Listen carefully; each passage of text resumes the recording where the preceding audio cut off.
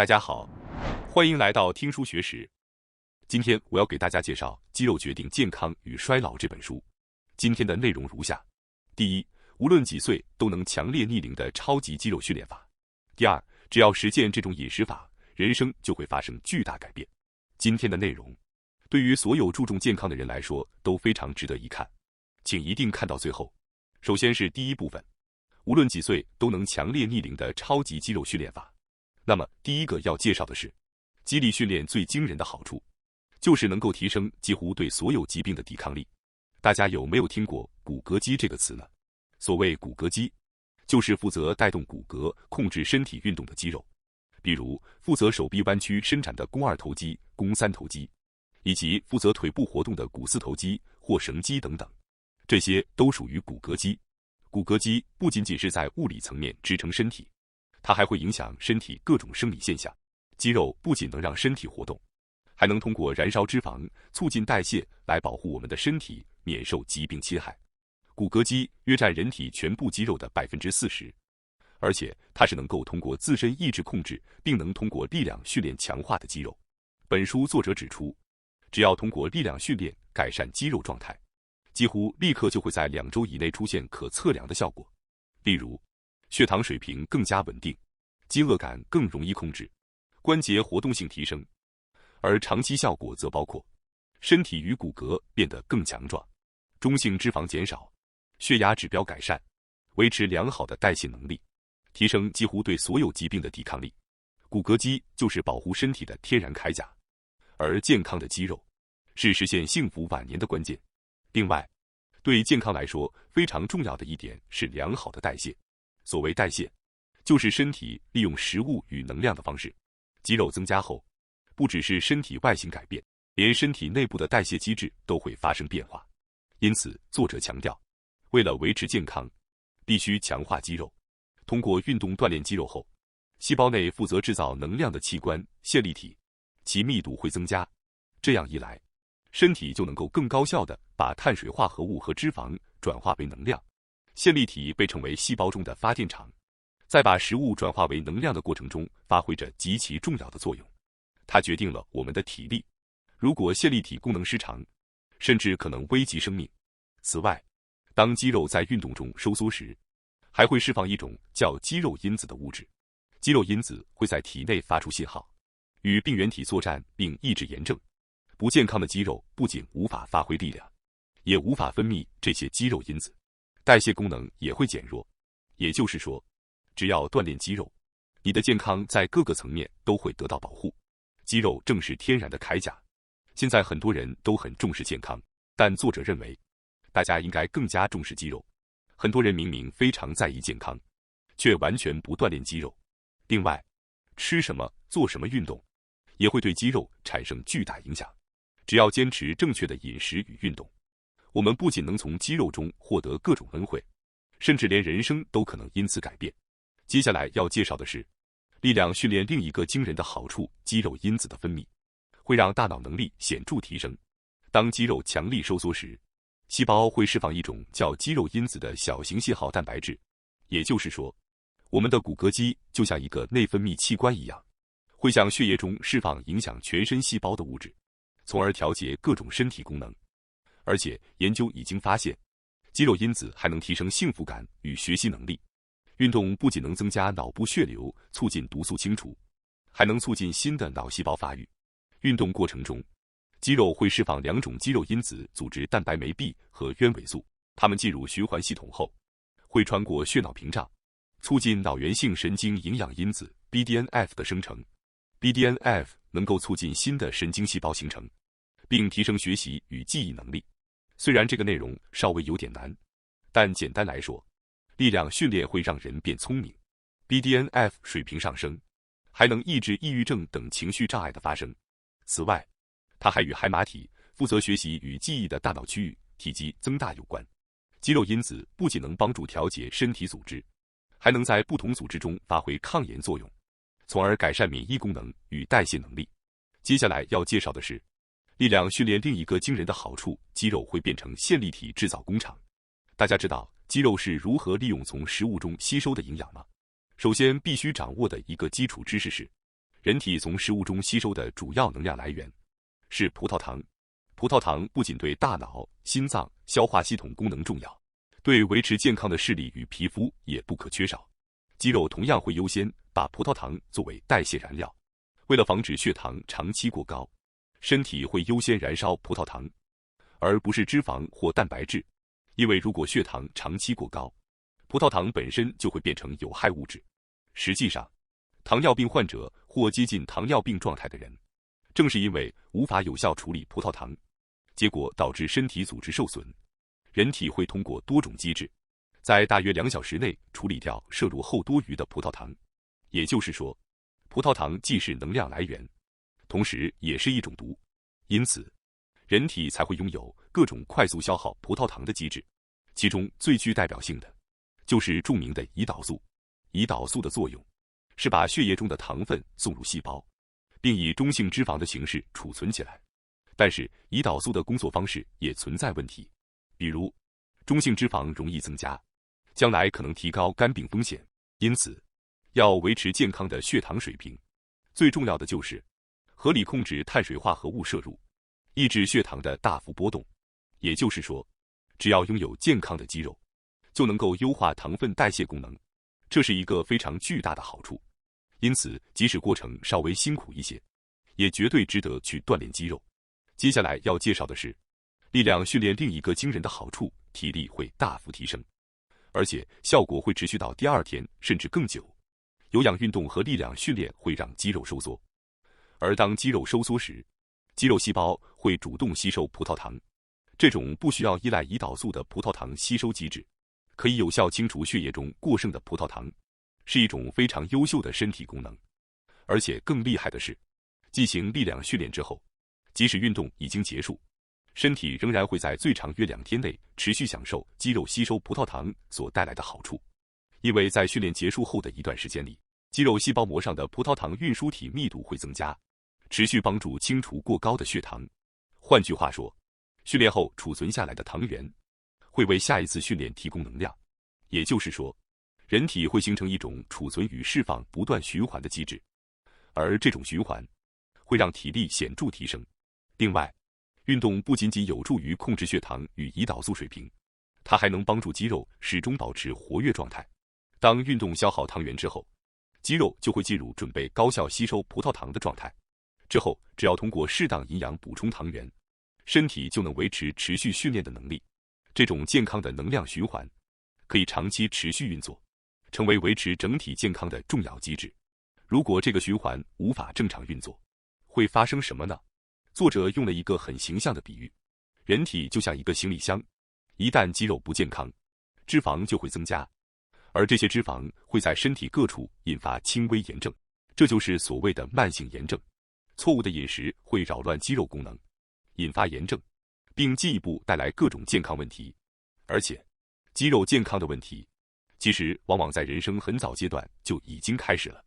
人在年轻、身体好的时候，通常不会因为一点小问题就感觉不舒服，因此很多人会误以为，即使长期久坐不运动也没关系。但事实上，不活动的健康生活根本不存在。本书作者甚至指出，很多被我们认为是老化导致的疾病，实际上本质上是肌肉功能障碍导致的疾病。因此，可以得出一个非常简单但又极其重要的科学结论：只要活动身体、锻炼肌肉，就能够预防疾病。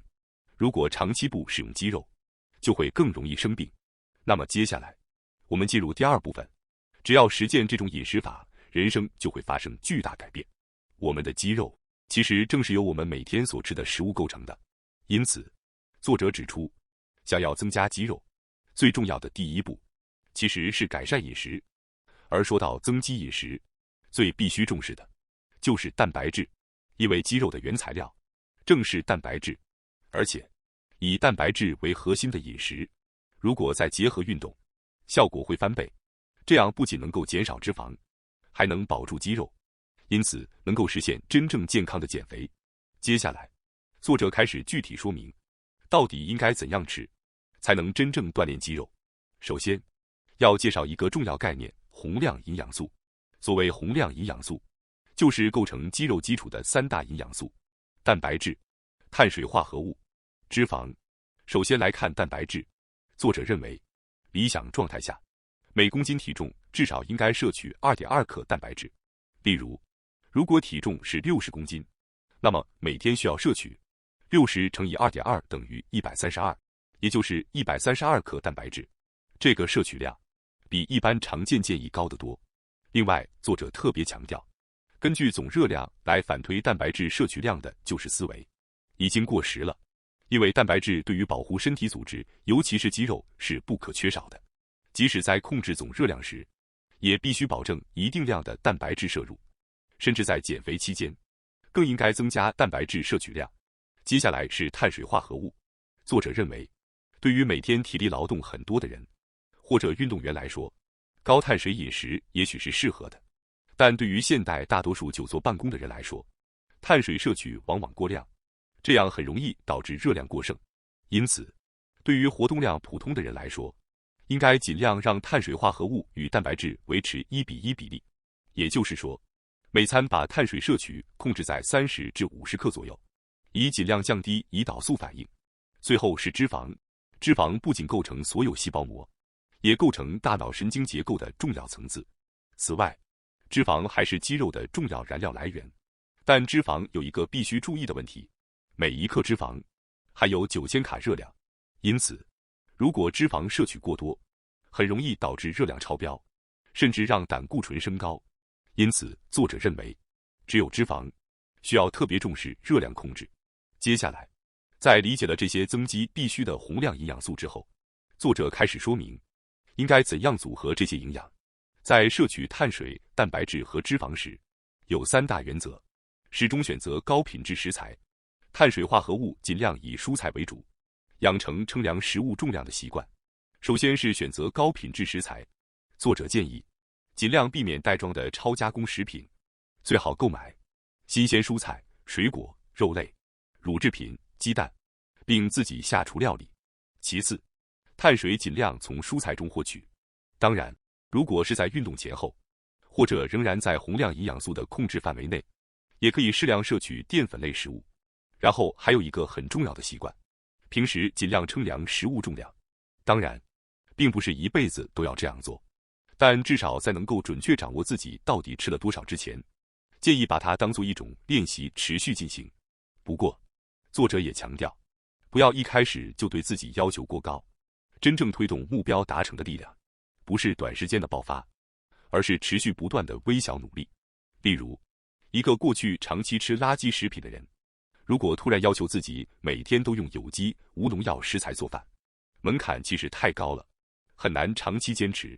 所以作者建议，哪怕只是每周自己做1次饭，也已经很好。最重要的是，在自己能够做到的范围内，用自己的节奏持续下去。如果只是拼命坚持1个星期，然后完全放弃，那健康习惯就毫无意义。真正的健康习惯是长期持续。另外，作者也提醒，在培养健康习惯的过程中，一定会遇到诱惑与否定的声音，请提前做好心理准备，因为只有预先意识到这些诱惑的存在，才能培养不轻易被打败的韧性。接下来，作者开始介绍更具体的饮食方案。首先，第一个最容易长肌肉的饮食法，早餐优先摄取蛋白质。作者认为，无论任何时候，蛋白质都应该是最优先的营养素，因为达成蛋白质目标摄取量，是维持健康时绝对不能妥协的重点。相比之下，碳水化合物与脂肪其实还有调整空间，只要总热量合理，就可以依照个人喜好进行分配。而且，与碳水和脂肪不同，蛋白质所带来的热量不容易直接转化为脂肪储存，甚至还有研究认为，蛋白质能够帮助抑制脂肪增加，特别是在吃多了的情况下，它能够减少脂肪堆积。如果再结合力量训练，这种效果会更强。但作者强调，不是只要吃够蛋白质就行，什么时候吃，同样非常重要。结论是，摄取蛋白质最好的时间就是早餐，因为早餐是经历一整晚空腹之后的第一餐，而这一餐最关键的营养素是一种必需氨基酸亮氨酸。如果亮氨酸摄取不足，肌肉就会判断这顿饭缺乏进行肌肉蛋白合成所需的营养，这样一来，摄取的热量就不会优先用于合成肌肉，而会变成脂肪储存，甚至身体还会持续分解已有肌肉。但如果早餐摄取了足够蛋白质，肌肉蛋白合成就会顺利启动，并带来长期正面效果。研究也发现，早餐摄取较多蛋白质的人，之后一整天的饮食行为都会改善。作者介绍了一项针对肥胖或有肥胖倾向女性的研究，研究对象被分成3组。第一组早餐以碳水化合物为主，几乎不摄取蛋白质。第二组早餐吃含13克蛋白质的麦片。第三组早餐吃鸡蛋与瘦牛肉组成的35克高蛋白早餐。结果发现，高蛋白早餐组的人饱腹感明显更强，而且通过脑部扫描也证实了这一点。更重要的是，他们在傍晚时吃零食暴食的情况明显减少。也就是说，如果在一天的第一餐就摄取足够蛋白质，就能有效压制后续食欲，即使到了最容易想吃高脂肪、高糖零食的时间段，也更不容易被诱惑击败。因此，作者认为，早餐优先摄取蛋白质，是防止暴食、改善饮食习惯最简单的方法之一。蛋白质能够帮助抑制食欲，并延长饱腹感，所以自然就不会总想吃零食或多余食物。如果从早晨开始彻底实践这一点，就会明显减少被各种不健康零食诱惑的情况。接下来第二个饮食法，碳水化合物尽量选择富含膳食纤维的食物。在蛋白质之后，第二重要的事情就是控制碳水，因为摄取过多碳水会导致血糖急速上升，炎症增加，因此平时一定要注意碳水的摄取量。作者建议，选择碳水时要注意糖分与膳食纤维的比例。具体来说，尽量选择糖分低于膳食纤维6倍的食物。换句话说，尽量选择膳食纤维比例更高的碳水来源。此外，还应该重视多酚与植物化学物质，这些是植物为了保护自己而产生的天然化学成分，它们具有抗氧化作用、抗炎作用，尤其蔬菜与水果中含量丰富，因此作者建议积极摄取。不过，作者也强调，虽然现在流行完全断糖、完全不吃碳水的饮食法，但他并不推荐，因为碳水化合物对肌肉活动仍然十分重要。真正关键的是平衡。接下来第三个饮食法，脂肪尽量从天然野生食物中摄取。虽然人体需要脂肪，但不同种类脂肪对身体影响差异非常大，因此脂肪最重要的不是量，而是品质。特别值得注意的是，尽量利用天然食材。许多野生植物中 Omega-3 与 Omega-6 的比例较为平衡。例如，野生蓝莓中的活性成分通常高于人工栽培品种，鱼类也是如此。养殖鱼的 Omega-3 含量通常低于天然鱼类，鸡蛋也是类似。放养鸡蛋中的 Omega-3 比例更高，而普通鸡蛋则往往 Omega-6 偏高，而 Omega-6 比例过高会促进体内炎症。因此，作者认为，脂肪最重要的是质量控制。接下来第四个饮食法，区分假性饥饿与真正饥饿。健康饮食不仅仅是选择健康食材，更重要的是，在身体真正需要营养的时候再进食。因此，作者特别希望大家学会辨别假性饥饿与真正饥饿。所谓假性饥饿，主要来自心理因素，例如压力、无聊、习惯性进食、情绪逃避，这些都会让人不知不觉吃过量。而真正的饥饿，则来自身体本身，热量不足、低血糖，肚子发出饥饿讯号。真正饥饿的人，在吃到满足后，会自然停止，因此能够刚好摄取身体真正需要的营养量。总而言之，真正决定健康、衰老速度，甚至精神状态的关键，或许并不是年龄，而是肌肉。只要通过正确的训练、饮食与生活习惯持续锻炼肌肉，我们就能够从身体、精神到人生状态，迎来巨大的改变。感谢大家收看今天的节目。如果你喜欢我们分享的内容，记得点赞、订阅并开启小铃铛通知，第一时间获取我们的更新。在下次的节目中，我们将继续为大家分享更多有益的书籍。再次感谢大家的支持，我们下期再见。